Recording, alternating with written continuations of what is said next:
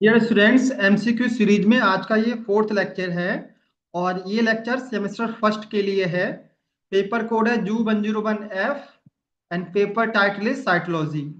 हमने unit first से लेकर unit first, second, unit third, four and five, in 5 unit से हमने ऑलरेडी एमसीक्यू क्वेश्चंस को अपलोड कर दिया गया है। 3 लेक्चर ऑलरेडी अपलोडेड है फ्रॉम 1 to 5 यूनिट। आज के इस फोर्थ लेक्चर में हमने एमसीक्यू क्वेश्चंस को लेकर आए हैं यूनिट 6 और यूनिट 7 से। यूनिट 6 है extension of Mendelism, gene and environment. Unit 7 है human chromosome and pattern of inheritance. तो आज के इस लेक्चर में इन 2 यूनिट से क्वेश्चंस कवर किए गए हैं। First question is the human karyotype contain how many pair of autosome. तो यहाँ पर कितने पेयर ऑफ ऑटोसोम के बारे में पूछा है। कैरियोटाइप में कितने पेयर ऑफ ऑटोसोम होते हैं, तो कितने पेयर होते हैं? 22 पेयर। 22 पेयर जो वो ऑटोसोम्स होते हैं और एक पेयर जो है वो सेक्स क्रोमोसोम होते हैं। तो option B is the correct answer. कभी कभी स्टूडेंट जो है इजी क्वेश्चन समझ के वो जल्दबाजी में क्वेश्चन गलत करके आ जाते हैं। तो अगर आपको इस तरह के क्वेश्चन आते हैं तो आपको ध्यान से तब भी उनको सॉल्व करना है। यहाँ पर स्टूडेंट कंफ्यूज हो सकते हैं कि total how many pair of chromosomes अगर होता तो कितना होता, 23 पेयर। बट यहाँ पर पूछा है pair of autosomes. So option B होगा correct answer. Next question number second, the sex chromosome in a normal human female are. Normal human female में सेक्स क्रोमोसोम कौन से होते हैं? X Y no, X X yes.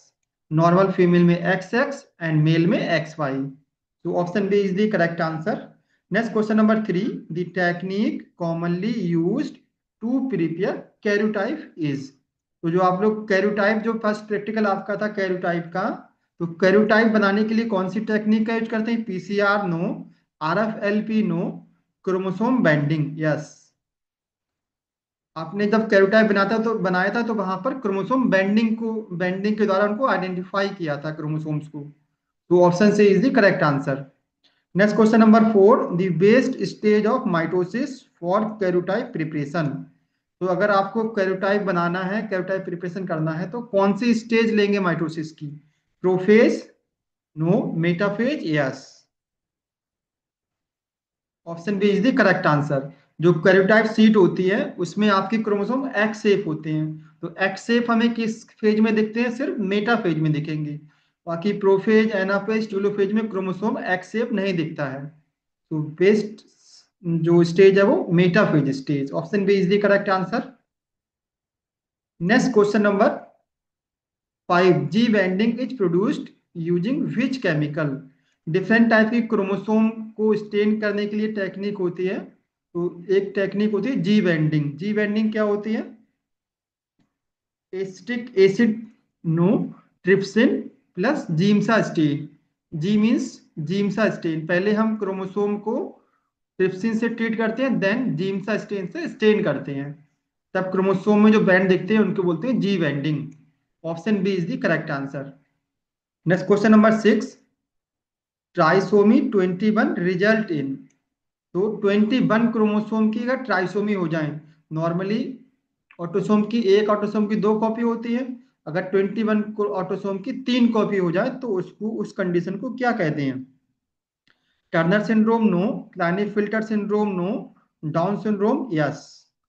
Down syndrome में 21 chromosome की 3 copy हो जाती हैं, 2 की जगह 3 हो जाती हैं।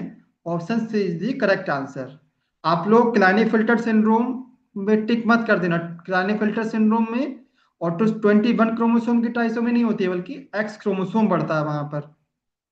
तो यहाँ पर राइट ऑप्शन होगा C option. Next question number seven, how are chromosome arranged in a karyotype. जो आपको फर्स्ट प्रैक्टिकल उसमें एक्सरसाइज में कैरियोटाइप की सीट दी गई थी, और आपने उनको किसके बेस पर अरेंज किया था? रैंडमली अरेंज किया था? नो। बाय कलर के बेस पर? No. By size, centromere, position and banding. आपने वहां पर क्रोमोसोम का साइज देखा था, सेंट्रोमियर की पोजीशन देखी थी और बेंडिंग पैटर्न को देखा था। तब आपने कैरोटाइप सीट को प्रिपेयर किया था। So option C is the correct answer. Next question number 8. A person with karyotype 47XXY has, तो यहाँ पर जेनेटिक फॉर्मूला दिया है, 47 क्रोमोसोम है और उस XXY कंडीशन है, मतलब यहाँ पर XY की जगह एक X बढ़ गया है। तो इस कंडीशन को हम क्या बोलते हैं? Turner syndrome no, Klinefelter syndrome yes. Klinefelter syndrome में एक X क्रोमोसोम बढ़ जाता है, तो यहाँ पर XXY हो गया, टोटल हो जाते हैं 47 chromosome. Option B is the correct answer. Next question number 9, which chromosome abnormally involve structural changes? तो कौन सा क्रोमोसोम जो है वो स्ट्रक्चरल चेंजेस में इन्वॉल्व होता है? ट्राइसोमी नो, ट्राइसोमी तो क्रोमोसोम का नंबर बढ़ता है, स्ट्रक्चर जो है सेम रहती है। मोनोसोमी नो, मोनोसोमी क्रोमोसोम का नंबर घटता है लेकिन स्ट्रक्चर सेम रहती है। डिलीशन यस, डिलीशन में क्रोमोसोम के स्ट्रक्चर में चेंज होता है, कोई पार्ट जो है वो क्रोमोसोम का ब्रेक हो जाता है। तो ऑप्शन सी हो जाएगा हमारा correct answer. Next question number 10, the karyotype notation for normal male is. Normal male को कैरोटाइप को हम किस फॉर्म में लिखते हैं? 46XX no, 46XY yes. 46 chromosome होते हैं और एक X और एक Y होता है इसमें से। 46 में 44 ऑटोसोम होते हैं, दो होते हैं सेक्स क्रोमोसोम X और Y। तो यहाँ पर बी ऑप्शन जो है करेक्ट आंसर होगा। Next question number 11, the presence of 3 copies of chromosome 18 is called। अगर 18 क्रोमोसोम की 3 कॉपी हैं तो इस कंडीशन को क्या बोलते हैं? Patau syndrome no, Down syndrome no, Edward syndrome yes. Edward syndrome में 18 क्रोमोसोम की 3 कॉपी हो जाती हैं। Option C is the correct answer. Next question number 12, Turner syndrome has which karyotype? Turner syndrome में कौन सा कैरोटाइप होता है? 47XXX no, 45X। Turner syndrome में मोनोसोमी हो जाती है और एक क्रोमोसोम घट जाता है, तो यहाँ पर 45 क्रोमोसोम है, एक X क्रोमोसोम है और दूसरे X क्रोमोसोम की जगह क्या आ जाता है? 0 आ जाता है, 45X0। तो यहाँ पर बी ऑप्शन हो जाएगा correct answer. Next question number 13, which of the following is a numerical chromosomal abnormality? तो ऐसी कौन सी एबनॉर्मलिटी है जो क्रोमोसोम के नंबर के द्वारा होती है? ये क्वेश्चन में पूछा गया है। तो inversion no, translocation no, polyploidy yes. Polyploidy में क्या होता है? क्रोमोसोम के नंबर में चेंज हो आता है। सो ऑप्शन से is the correct answer. Polyploidy में क्रोमोसोम के कई सेट बढ़ जाते हैं, जैसे डिप्लॉइडी में 2 सेट क्रोमोसोम होते हैं, ट्रिप्लॉइडी में क्या 3 सेट हो जाते हैं क्रोमोसोम के, पॉलीप्लॉइडी में many set of chromosome. Option C is the correct answer. Next question number 14, एक karyotype help identify all except. Karyotype किस में हेल्प करता है आइडेंटिफिकेशन में? ट्राइसोमी में, पहला ऑप्शन है जीन म्यूटेशन यस। एक्सेप्ट पूछा है यहाँ पर। कैरोटाइप जो है वो जीन म्यूटेशन को आइडेंटिफाई करने में कोई हेल्प नहीं करता है, so except gene mutation, option A जाएगा करेक्ट आंसर। अदर तीनों option trisomy, monosomy, large structure abnormalities, इन तीनों को आइडेंटिफिकेशन में हेल्प करता है बट जीन म्यूटेशन में कोई हेल्प नहीं करता है। Next question number 15, cri du chat syndrome result from. तो क्राई डू कैट सिंड्रोम किसकी वजह से होता है? Trisomy of 21 no, deletion on chromosome 5p, option B. 5p यहाँ पर लिखा है, क्रोमोसोम में 2 आर्म होती है, एक जो है वो छोटी आर्म होती है जिसको पी आर्म बोलते हैं और एक जो है वो लॉन्ग आर्म बोलते हैं जिसको क्यू आर्म। जो अपर आर्म होती है उसको पी आर्म और जो लोअर आर्म होती है उसको क्यू आर्म बोलते हैं। तो अगर अपर आर्म में जो 5 नंबर का क्रोमोसोम है उसकी अपर आर्म में डिलीशन हो गया है, तो वो कॉज करता है cri du chat syndrome. Option B is the correct answer. Next question number 16, in a typical karyotype chart chromosome 1 is placed first because. जब आप कैरोटाइप चार्ट बनाते हैं तो क्रोमोसोम फर्स्ट, जो पहला क्रोमोसोम उसको पहले क्यों रखते हैं पहले बॉक्स में? Because it has most gene no, it is the largest yes. जो पैराग्राफ चार्ट जब बनाते हैं तो आप शेप और साइज के बेस पर क्रोमोसोम को अरेंज करते हैं। जो बड़े क्रोमोसोम है, मेटासेंट्रिक क्रोमोसोम है, उनको पहले रखते हैं। जो छोटे क्रोमोसोम्स हैं, सब मेटासेंट्रिक क्रोमोसोम्स हैं, उनको बाद में रखते हैं। तो it is the largest chromosome. Chromosome number 1 जो है सबसे बड़ा है, इसलिए इसको पहले प्लेस पर रखते हैं पैराग्राफ चार्ट में। तो option B is the correct answer. Next question number 17। Chromosome pair 1 to 20 are collectively called. So 1 से लेकर 22 पेयर तो जो क्रोमोसोम पाए जाते हैं उनको हम क्या बोलते हैं? Sex chromosome no, autosome yes. जो 22 तक क्रोमोसोम है वो 22 पेयर तक ऑटोसोम्स हैं, और जो 23वां नंबर का है उसको हम सेक्स क्रोमोसोम बोलते हैं या एलोसोम बोलते हैं। तो यहाँ पर राइट ऑप्शन बी होगा। Question number 18। Which of the following is an example of trisomy. तो ट्राइसोमी का इनमें से कौन सा एग्जाम्पल है? Down syndrome yes. Down syndrome में 21st क्रोमोसोम की ट्राइसोमी हो जाती है, 3 कॉपी बन जाती है। Tri means 3।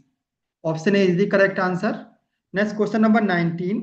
The karyotype 47XY plus 13 correspond to. तो 47XY जो 13 प्लस 30 लेकर 13 जो क्रोमोसोम है इसकी ट्राइसोमी में आती है। किसके केस में आती है? इसके क्रोमोसोम का नंबर क्या था? 46 की जगह 47 हो जाता है। तो ये केस किस में होता है? पर डाउन सिंड्रोम में नो, टर्नर सिंड्रोम में no, Patau syndrome yes. Patau syndrome में 13 क्रोमोसोम की 3 कॉपी हो जाती हैं, और इसका नंबर आता है 47XY। So option C is the correct answer. Next question number 20। A chromosomal abnormality involve exchange of segment between non-homologous chromosome is। Non homologous chromosome के बीच में अगर एक्सचेंज होता है सेगमेंट का तो उसको हम क्या बोलते हैं? Duplication no, inversion no, translocation. एक सेगमेंट दूसरे क्रोमोसोम पर ट्रांसलोकेट हो जाता है। Option C is the correct answer. Question number 21। Which numerical abnormality leads to the Klinefelter syndrome. Klinefelter syndrome में क्या होता है? एक सेक्स क्रोमोसोम बढ़ता है तो 45X no, 45XY no, 47XXY। एक एक्स क्रोमोसोम बढ़ जाता है, इसलिए इसमें जीनोटाइप क्या होता है? टोटल क्रोमोसोम आते हैं 47। Option C is the correct answer. Question number 22। Structural abnormality where a chromosome segment break and reinsert reverse orientation. ऐसी कौन सी स्ट्रक्चर एबनॉर्मलिटी है जिसमें क्रोमोसोम सेगमेंट जो ब्रेक करता है और वो रिवर्स घूमता है और वापस से जुड़ जाता है रिवर्स मैनर में? तो इसको क्या बोलते हैं? Duplication no, inversion yes. Inversion में क्रोमोसोम 2 जगह से टूटता है, वो सेगमेंट जो रोटेट करता करेगा 180 डिग्री पर और वापस से अटैच हो आता है, इसको बोलते हैं inversion. Option B is the correct answer. Next question number 23। Monosomy is defined as. Monosomy को हम क्या बोलते हैं? Gain of 1 chromosome no, loss of 1 chromosome yes. Mono means 1 and somy means loss. Option B is the correct answer. Next question number 24। A ring chromosome for due to. Ring chromosome किसकी वजह से बनता है? Loss of telomere and joining of chromosome and. जो chromosome and होता है, telomere जिसको बोलते हैं, वो ब्रेक हो जाता है, जिससे दोनों एंड आपस में जुड़ जाते हैं और गोला, रिंग की तरह गोला बन जाता है। ऑप्शन हो जाएगा correct answer. Next question number 25। Polyploidy refers to the. Polyploidy किसको कहते हैं? Extra set of chromosome. जब एक्स्ट्रा सेट आया क्रोमोसोम में, दो 2n की जगह 3n हो जाए, 4n हो जाए या 5n हो जाएगा, तो उसको बोलते हैं पॉलीप्लॉइडी। डिप्लॉइड का होता है 2n, ऐसे ट्रिप्लॉइड का होता है 3n होता है। तो अगर एक्स्ट्रा सेट अगर बढ़ जाता है तो उसको बोलते हैं पॉलीप्लॉइडी। हम लोग कैसे डिप्लॉइड एनिमल हैं, हमारे अंदर 2 सेट ऑफ क्रोमोसोम पाए जाते हैं। किसी के अंदर 2 सेट से ज्यादा सेट क्रोमोसोम पाए जाते हैं, 3n, 4n, 5n। This condition is known as polyploidy, जो कि प्लांट में बहुत कॉमन होती है। Question number 26। Which type of inversion include centromere, तो किस टाइप के इन्वर्जन में सेंट्रोमियर इन्वॉल्व होता है? पैरासेंट्रिक में नो, पेरिसेंट्रिक यस। पेरिसेंट्रिक में सेंट्रोमियर इन्वॉल्व होता है। Option B is the correct answer. Next question number 27, non disjunction occurs during, non disjunction chromosome जो है वो सेपरेट होते हैं। कभी कभी नॉन डिसजंक्शन क्या होता है, क्रोमोसोम जो है, डिसजंक्शन होता है क्रोमोसोम का सेपरेशन, नॉन डिसजंक्शन मतलब होता है क्रोमोसोम का सेपरेशन अनइक्वल होता है, इक्वल नहीं होता है। तो ये अनइक्वल सेपरेशन ऑफ क्रोमोसोम कब होता है? माइटोसिस में नो, म्यूसिस फर्स्ट और सेकेंड, म्यूसिस फर्स्ट और सेकेंड में क्रोमोसोम का अनइक्वल सेपरेशन होता है। इसमें किसी सेल में क्रोमोसोम का नंबर बढ़ जाता है तो किसी में घट जाता है। So option B is the correct answer.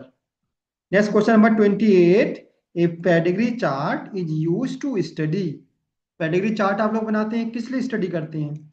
Evolution के लिए नो, फैमिली हिस्ट्री और genetic trait.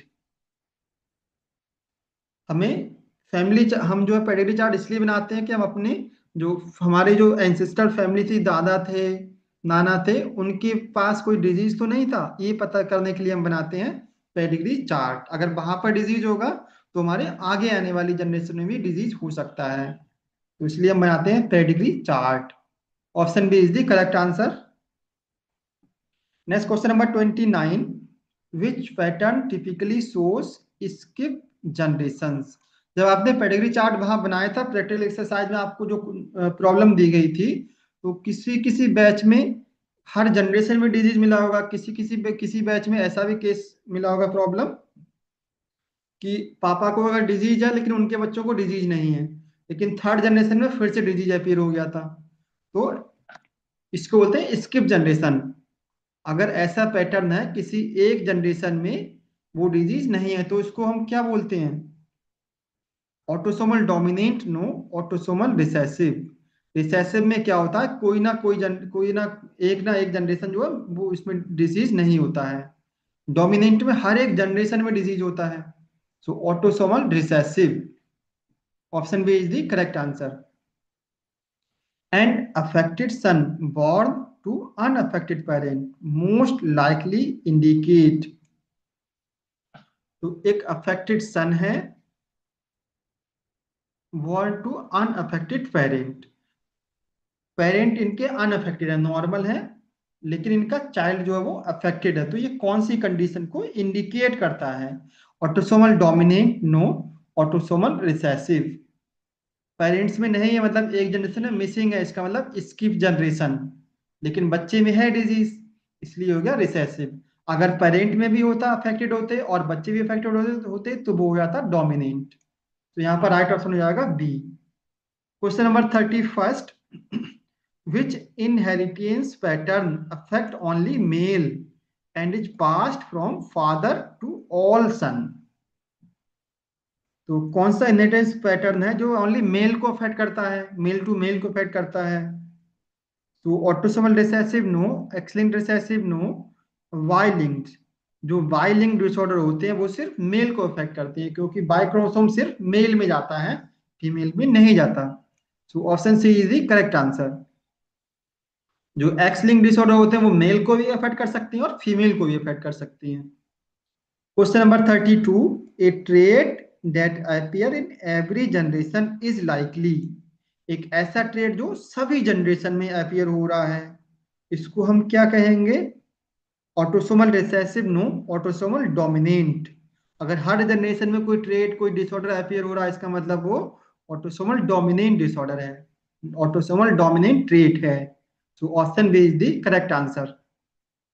Question number 33, a father is affected with an X linked dominant disorder, he will transmit it to, एक फादर है जिसको एक्स-लिंक्ड डोमिनेंट डिसऑर्डर है, ये किसको अपना जो है डिसऑर्डर ट्रांसमिट करेगा? ओनली सन को no, only daughter yes. Option B is the correct answer. जो फादर में एक्स वाई क्रोमोसोम होते हैं तो एक्स क्रोमोसोम किस में आता है, फीमेल में जाता है, वाई क्रोमोसोम जाता है मेल में, तो ये एक्स क्रोमोसोम मेल से फीमेल में जाता है, इसलिए सिर्फ डॉटर को अफेक्ट करेगा ये। Option B is the correct answer. Question number 34, mitochondrial inheritance is passed through. Mitochondrial inheritance किसके द्वारा पास होती है? Through mother only. Option A is the correct answer. जब फर्टिलाइजेशन होता है तो स्पर्म और ओवा फ्यूज होता है। स्पर्म आता है फादर से और ओवम आता है मदर से। जब आपस में फ्यूजन होता है इसको बोलते हैं फर्टिलाइजेशन। तो फादर के स्पर्म का सिर्फ न्यूक्लियस फ्यूज होता है और मदर का साइटोसॉल, जो ओवा में साइटोसॉल है वो फ्यूज होता है, पूरा न्यूक्लियस प्लस साइटोसॉल। तो साइटोसॉल में क्या है? माइटोकॉन्ड्रिया है। तो माइटोकॉन्ड्रिया इनहेरिटेंस हमारे कहाँ? मदर से आ रहा है। फादर से माइटोकॉन्ड्रिया नहीं आता, फादर से सिर्फ न्यूक्लियस आता है, स्पर्म का न्यूक्लियस फ्यूज होता है और टेल बाहर रह जाती है। तो जो माइटोकॉन्ड्रिया है वो हमें मदर से मिलती है, फादर से नहीं मिलती है। इसलिए mitochondria inheritance is passed through the mother only. Option A is the correct answer. 35, consanguineous marriage increase the probability of. जो कंसंजेनियस मैरी होती है वो किस प्रोबेबिलिटी को इंक्रीज करती है? कंसंजेनियस मैरी मतलब मैरिज बिटवीन रिलेटिव्स। आप अपने फूफा की बेटी से शादी करो, फुफेरी बहन से, मेरी बहन से, या कोई अपने रिलेशन में अगर आप मैरिज करते हैं तो किस प्रोबेबिलिटी क्या होगी? एक क्वेश्चन में पूछा गया है। So X linked trait increase probability of X-linked trait, no. Y-linked trait, no. Autosomal dominant trait, no. Autosomal recessive trait। Consanguineous marriage में इन जो ऑटोसोमल रिसेसिव ट्रेट है इनकी प्रोबेबिलिटी बढ़ जाती है। So option D is the correct answer. Next question number 36, genomic imprinting is mainly regulated by. Genomic imprinting किसके द्वारा मेनली रेगुलेट होती है? Bye DNA methylation. Genomic imprinting में डीएनए में मिथाइलेशन हो जाता है। Option D is the correct answer. Next question number 37, N example of disease caused by imprinting defect on chromosome 15 paternal deletion is. एक genomic imprinting के example है जिसमें chromosome 15 पर इम्प्रिंटिंग हो जाता है, मिथाइलेशन हो जाता है। तो ये क्या कॉज करता है? Angelman syndrome, no. Prader Willi syndrome. Chromosome number 15 में डिफेक्ट हुआ था जीनोमिक इम्प्रिंटिंग की वजह से, तो कॉज होता है पैडरवलाई सिंड्रोम। ऐसे जो बच्चे होते हैं उनमें ओबिसिटी हो जाती है, वो हेल्दी हो जाते हैं और उनको जल्दी हैंग्री, उनको जल्दी भूख लगने लगती है। Next question number 38, imprinting is first establish during. जो जीनोमिक इम्प्रिंटिंग है ये पहले फर्स्ट टाइम कब स्टेब्लिश होती है? फर्टिलाइजेशन के टाइम पर, no. Gametogenesis, yes. Option B is the correct answer. Question number 39, cytoplasmic inheritance is primarily controlled by gene located in. जो साइटोप्लाज्मिक इनहेरिटेंस है वो किसके द्वारा कंट्रोल होती है? न्यूक्लियस के द्वारा, no. Mitochondria and chloroplast, yes. Option B is the correct answer. Cytoplasmic inheritance है वो जो मदर की माइटोकॉन्ड्रिया कहाँ होती है? साइटोसोल में प्रेजेंट होती है। और इस जो ओवा में ओवा का साइटोसॉल और स्पर्म का न्यूक्लियस फ्यूज होता है। तो जो माइटोकॉन्ड्रिया जो है वो साइटोप्लाज्मिक इनहेरिटेंस का एग्जांपल है। So option B is the correct answer. Question number 40, the maternal effect refers to. Maternal effect क्या होता है? एक है मैटरनल इनहेरिटेंस, वो अलग है, मैटरनल इफेक्ट अलग है। Trait determined by father genotype, no. Trait determined by mother genotype, yes. Option B is the correct answer. Maternal effect में जो ट्रेट होते हैं वो मदर के न्यूक्लियस में जो जीन होते हैं उनसे डिटरमाइन होते हैं, मदर के न्यूक्लियर जीनोटाइप से डिसाइड होते हैं। जबकि जो मैटरनल इनहेरिटेंस है वहां पर मदर की माइटोकॉन्ड्रियल जीन के द्वारा ट्रेट डिसाइड होते हैं। तो मैटरनल इनहेरिटेंस जो है माइटोकॉन्ड्रियल जीन या साइटोप्लाज्मिक जीन बोल सकते हैं, और मैटरनल इफेक्ट में हम न्यूक्लियर जीन या मदर जीनोटाइप बोल सकते हैं। So option B is the correct answer. Question number 41, a classical example of maternal effect is. Maternal effect का एक क्लासिकल एग्जाम्पल पूछा है। Sickle cell anaemia no, shell coiling in Limnaea. जो Pila होता है जिसको घोंगा बोलते हैं आप लोग या स्नेल बोलते हैं, उसमें जो सेल की क्वाइलिंग है वो मैटरनल इफेक्ट का जीन है, मैटरनल इफेक्ट का एग्जाम्पल है, वो मदर के जीन के द्वारा कंट्रोल होती है coiling. Option B is the correct answer. Next question number 42, cytoplasmic inheritance also called. Cytoplasmic inheritance का दूसरा नाम क्या है? Mendelian inheritance no, extra nuclear inheritance. क्योंकि ये जो साइटोप्लाज्मिक इनहेरिटेंस है वो साइटोसोलिक जीन जो माइटोकॉन्ड्रिया में डीएनए है उनके द्वारा कंट्रोल होती है, मतलब माइटोकॉन्ड्रिया का न्यूक्लियस के बाहर है, या हम कह सकते हैं extra nuclear inheritance. So option B is the correct answer. Question number 43, which organelle DNA is inherited almost exclusively from mother? कौन से इनहेरिटेंस में माइटोकॉन्ड्रिया से डीएनए इनहेरिट होता है? राइबोसोमल डीएनए में no, mitochondrial DNA yes. Mitochondrial DNA सिर्फ mother से जाता है, फादर से नहीं जाता है। तो option B is the correct answer. Next question number 44, maternal inheritance differ from maternal effect because. यहाँ पर डिफरेंस पूछा, हम लोग बार बार पढ़ रहे हैं मैटरनल इनहेरिटेंस क्या है, मैटरनल इफेक्ट क्या है, तो दोनों में डिफरेंस क्या है? Maternal effect involve cytoplasmic gene, no. Maternal inheritance affect phenotype through mother genotype, no. Option C, maternal effect depends on the gene product present in the egg, yes. जो maternal effect में इस पर depend करता है, egg के जो nucleus में gene है उन पर डिपेंड करता है। तो option C is the correct answer. Next question number 45, when one gene mask the expression of another allelic gene it is called. तो अगर एक जीन कोई दूसरे जीन के एक्सप्रेशन को मास्क कर छिपा देता है या इनहिबिट कर देता है, उसको हम क्या बोलते हैं? Complementary gene, no. Epistasis, yes. Option B is the correct answer. Next question number 46, coat colour in mice agouti is an example of. Mouse में जो एगोटी कलर है वो किसका एग्जाम्पल है? Duplicate dominate, no. Recessive epistasis, yes. Option B is the correct answer. Next question number 47, multiple allele refers to the. Multiple allele को हम क्या बोलते हैं? More than two allele of a gene in a diploid organism. Generally एक gene के दो allele होते हैं, लेकिन ऐसी कंडीशन होती है कभी एक्सेप्शन केस में, कुछ एक्सेप्शन केस है, कुछ एग्जांपल्स हैं जिसमें एक जीन के दो से ज्यादा एलील प्रेजेंट होते हैं, इसको हम बोलते हैं multiple allelic condition. Option A is the correct answer. Next question number 48, A classical example of multiple allele in human. तो ऐसा कौन सा एग्जांपल है ह्यूमन में मल्टीपल एलील का? एग्जांपल कौन सा है? Sickle cell anaemia, no. ABO blood group. जो हमारा ब्लड ग्रुप सिस्टम है इसमें एक जीन के दो से ज्यादा एलील होती हैं, ब्लड ग्रुप में एक जीन के 3 एलील होते हैं। तो option B is the correct answer. Next question number 49, how many allele control the ABO blood group system. तो कितने एलील जो ब्लड ग्रुप सिस्टम को कंट्रोल करते हैं? 2 allele, no. 3 allele, yes.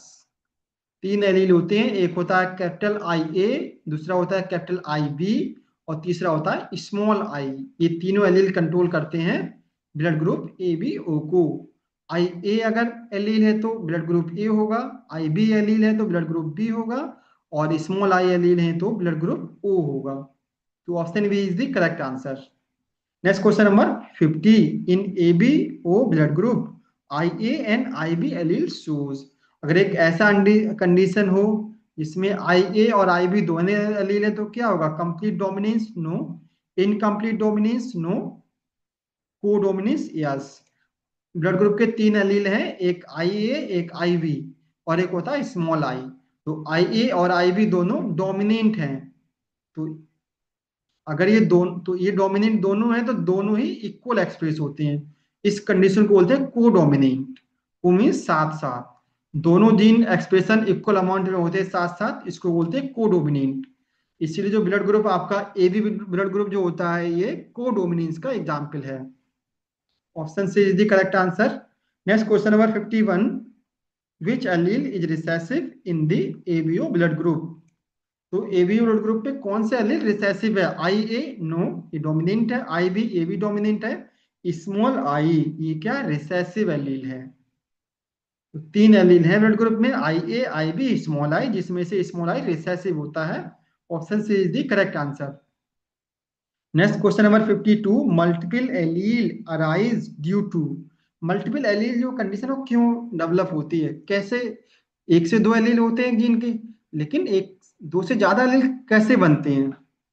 Crossing over के द्वारा? नो। Gene mutation over the time? Yes. ये किसके द्वारा होते हैं? म्यूटेशन के द्वारा होते हैं। अगर हमारे जीन में म्यूटेशन नहीं हुआ होता तो हमारे जीन की सिंगल कॉपी प्रेजेंट होती है आज। लेकिन क्या हजारों लाखों साल से जो जनरेशन टू जनरेशन प्रोजेनी आ रहे हैं और जीन में म्यूटेशन हो रहा है, जिससे क्या हो रहा है? जीन के एलील बनते जा रहे हैं। तो अभी एक जीन के दो एलील है, हो सकता है 200 साल बाद एक जीन के हर जीन के तीन एलील हों या चार एलील हों। तो ये मल्टीपल एलील कब बन रहे हैं? Due to gene mutation over the time. So option B हो जाएगा करेक्ट ऑप्शन।